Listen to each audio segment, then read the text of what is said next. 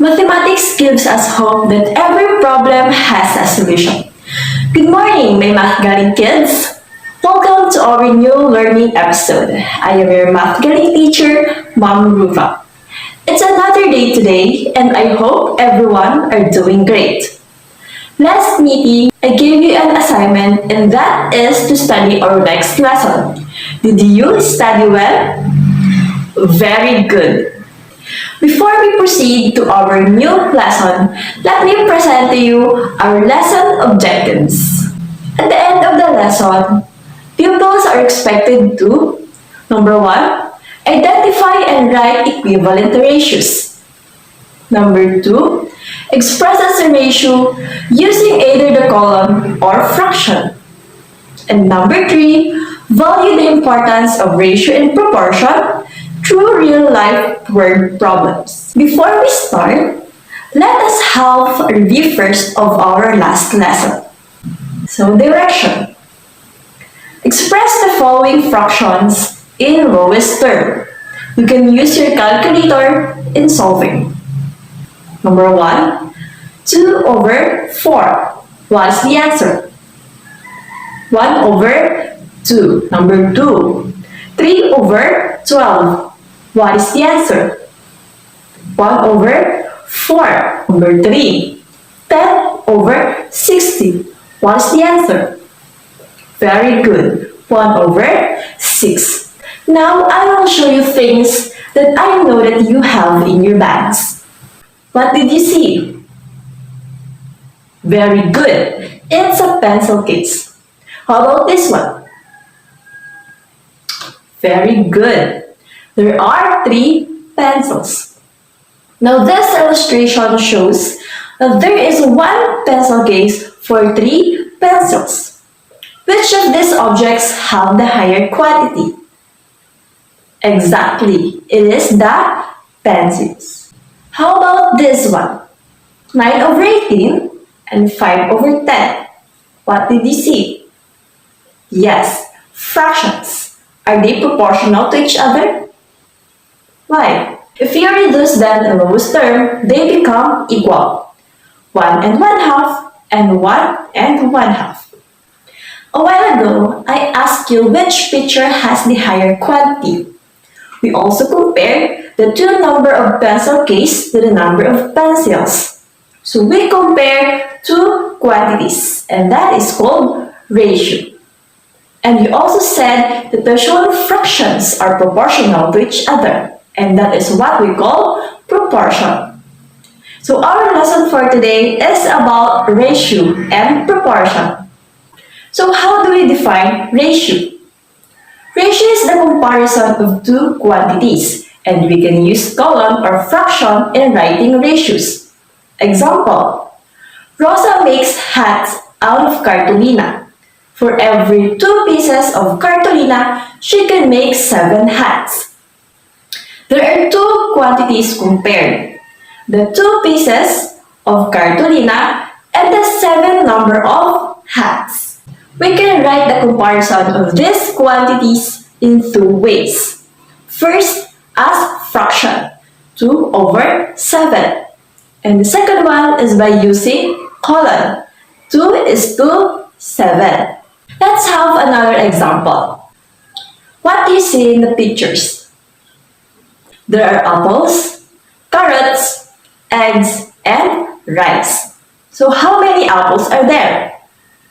There are 4. How about the carrots? There are 5. And how about the eggs? There are 6. And the rice?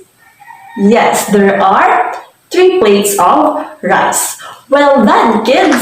Did you know that these foods are healthy and belongs to Go, Grow, and Glow foods? What food belongs to Go food? Yes, the rice. How about the Grow food? It is the egg. And the Glow food? The apple and the carrots. So very good. So this food supplies the nutrients that our body needs to work effectively. Without balanced nutrition, your body is more prone to diseases and low performance. Going back to the pictures, Now let's find the ratio in column and fraction form of the following food. Number 1, apple to egg. Number 2, rice to carrots. And number 3, rice to egg.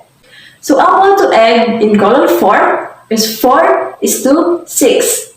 In fraction form, 4/6. Number 2, rice to carrots. In column form, 3:5.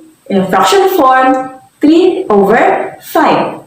And number 3, rice to egg. In column form, 3:6. And in fraction form, 3/6. Now, in numbers 1 and 3, their ratio can be reduced to their lowest term, or their simplest form, by dividing the numerator and denominator by the same number, or by their greatest common factor. So, in number 1, the lowest term of 4:6 is 2:3, or 2/3.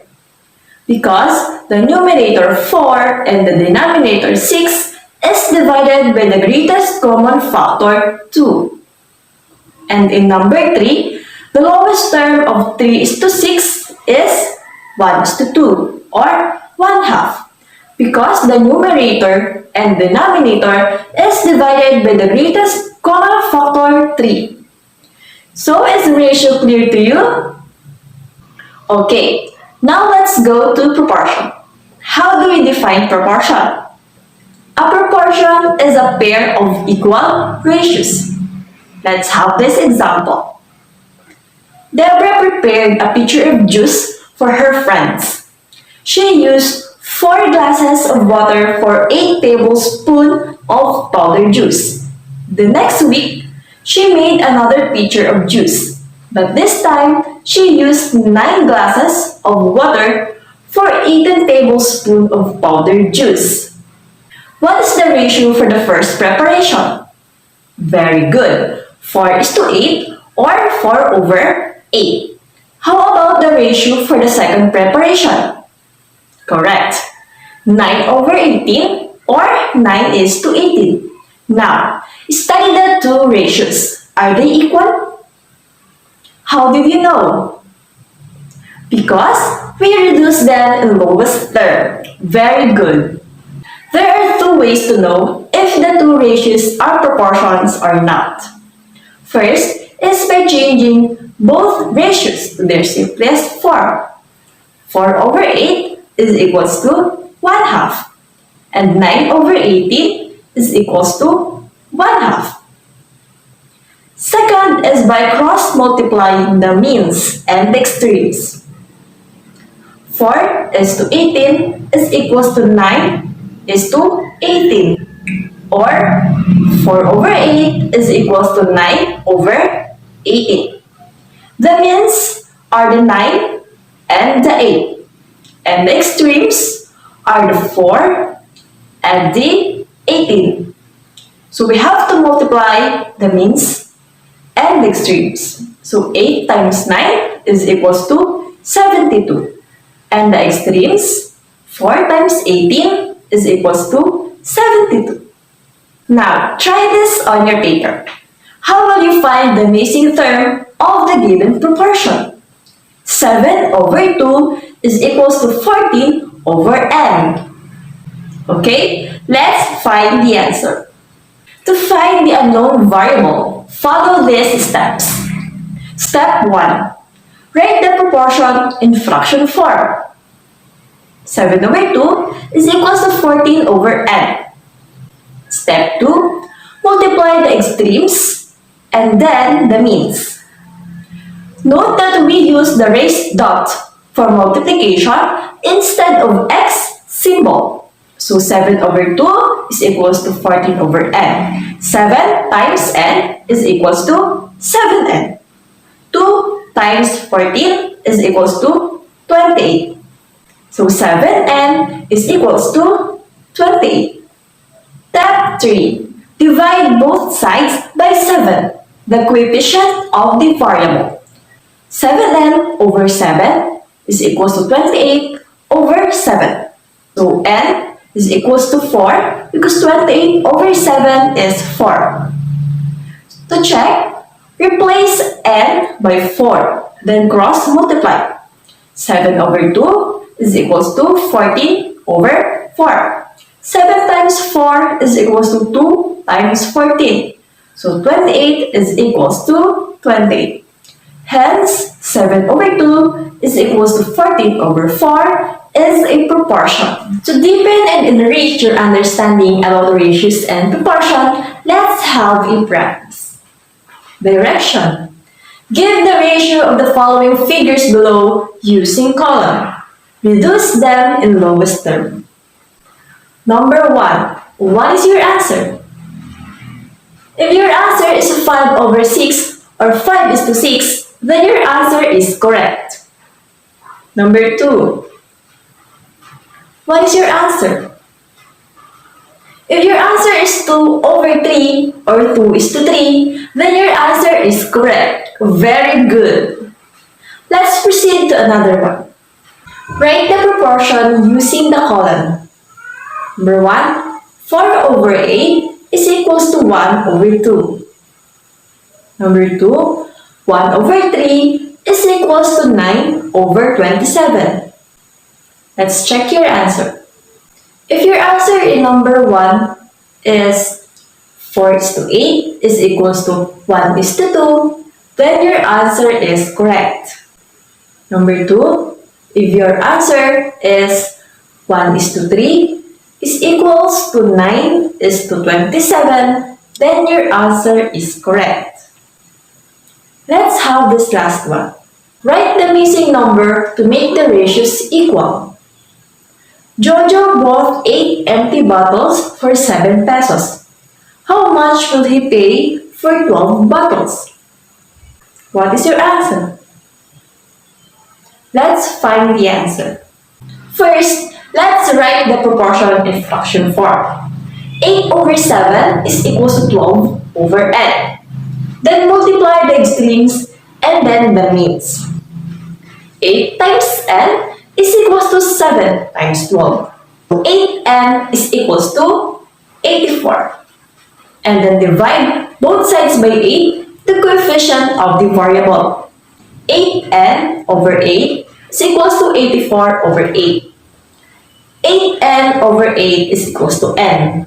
And 84 over 8 is equals to 10.5. So n is equals to 10.5. Jojo will pay 10 pesos and 50 centavos for 12 bottles. So 8 over 7 is equals to 12 over 10.5. Well done, kids! Give yourself an amazing clap. Are you now clear to ratios and proportion? Be ready for some activities. Are you ready? Direction. Write the ratio or proportion using the column. Number 1, the ratio of 3 apples to 5 mangoes. Number 2, 2 men for every 5 cups of rice. And number 3, 2 over 5 is equals to 6 over 15. You will be given 15 seconds to answer. Your timer starts now.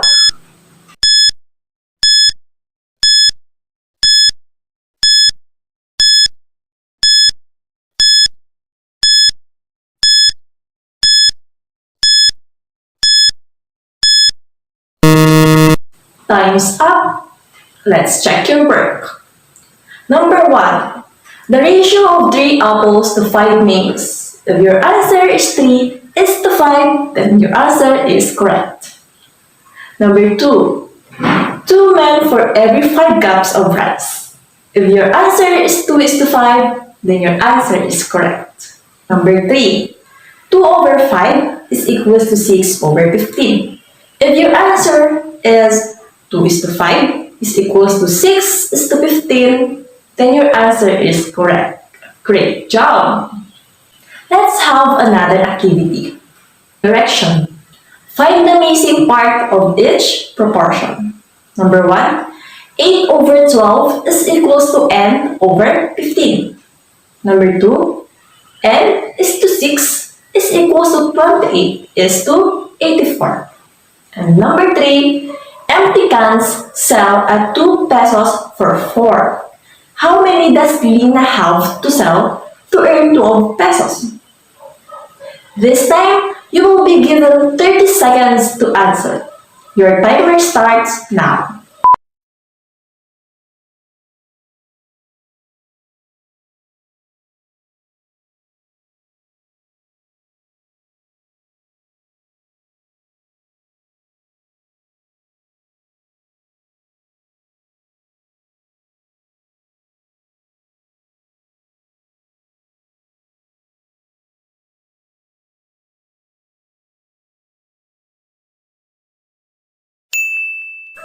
Time's up. Let's check your work. Number 1. 8 over 12 is equals to n over 15. 8 times 15 is equals to 12 times n. 8 times 15 is 120. 12 times n is 12n. So 120 is equals to 12n. Divide both sides by 12, the coefficient of the variable. So 120 over 12 is equals to 12n over 12.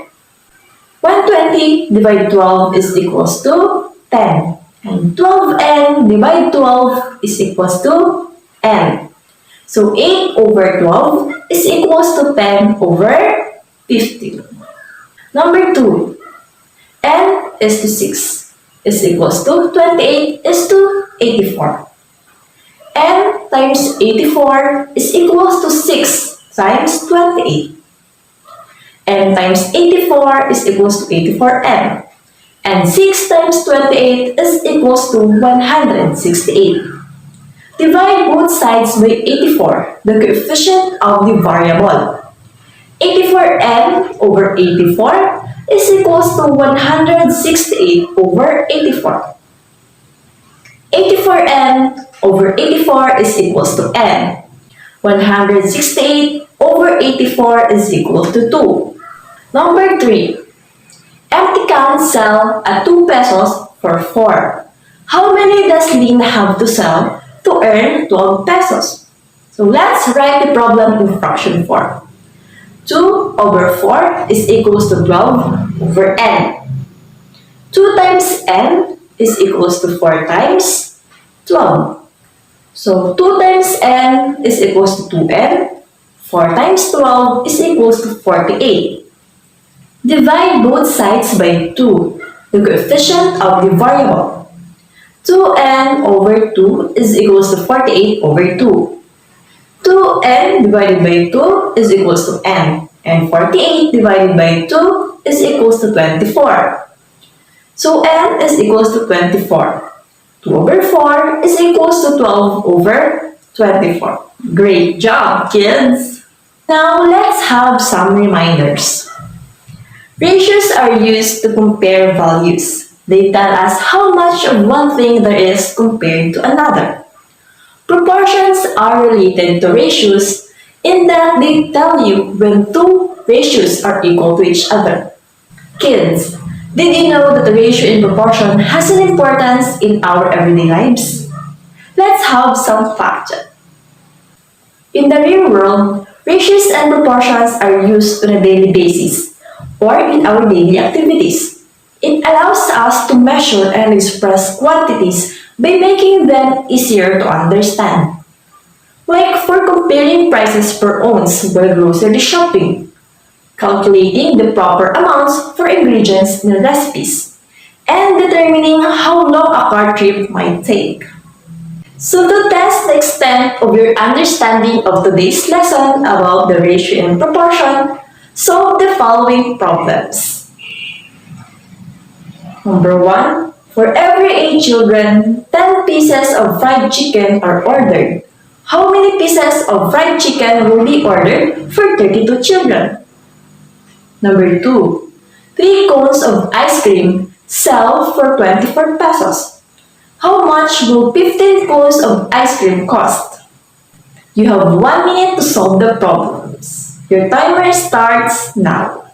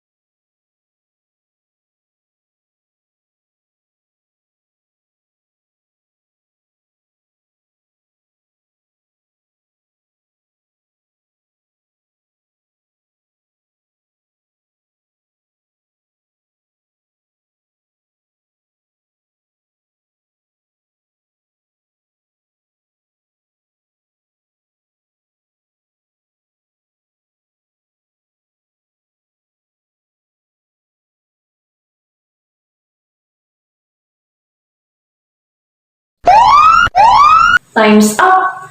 Let's check your work. Number 1. For every 8 children, 10 pieces of fried chicken are ordered.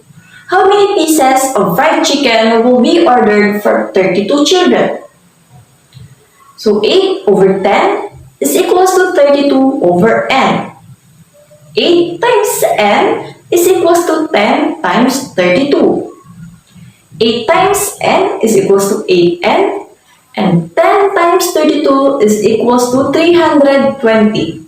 Divide both sides by 8, the coefficient of the variable. 8n over 8 is equals to 320 over 8. 8n divided 8 is equals to n. And 320 divided 8 is equals to 40. So n is equals to 40. 40 pieces of fried chicken will be ordered for 32 children. So 8 over 10 is equals to 32 over 40. Number 2. 3 cones of ice cream sell for 24 pesos. How much will 15 cones of ice cream cost? So 3 over 24 is equals to 15 over n. 3 times n is equals to 24 times 15. 3 times n is equals to 3n, and 24 times 15 is equals to 360. Divide both sides by 3, the coefficient of the variable. So 3n over 3 is equals to 360 over 3. 3n over 3 is equals to n, and 360 over 3 is equals to 120. So n is equals to 120. 120 pesos is the cost of ice cream for 15 cones. So 3 over 24 is equal to 15 over 120. Did you get the answers? Well done, kids! Give yourself a round of applause.